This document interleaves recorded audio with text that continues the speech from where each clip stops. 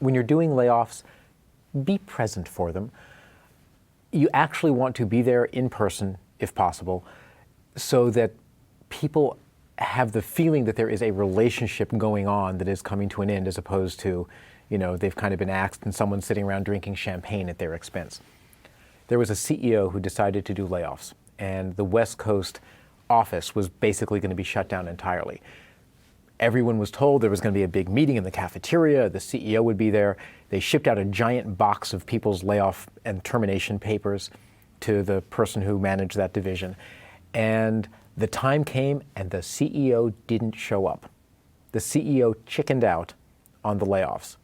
After a lot of humming and hawing, they tried to get him on the phone, and guess what? He wasn't picking up his phone because he couldn't quite face his employees. And finally, the senior vice president cracked a joke and said, I've decided I'm leaving the company today and I'm taking you all with me. Everyone laughed. And he then broke open the box and proceeded to give everybody their separation packets. Now, I don't know what the CEO was thinking, but what he didn't realize is, even though you're laying someone off, people respond to work relationships as if, surprise, they were actual real interpersonal human relationships. And breaking up is hard to do. Being dumped is harder to do. And when you're laying people off, it needs to be done with the utmost respect, not just for the person, but also for the relationship.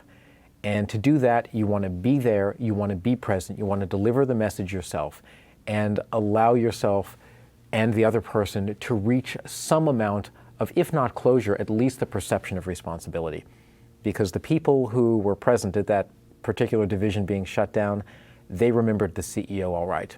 And what they remembered was how the CEO chickened out on the most important part of the job that he had. So if you're doing layoffs, do layoffs in person, face to face, and take responsibility, because that will both help you and them bring closure.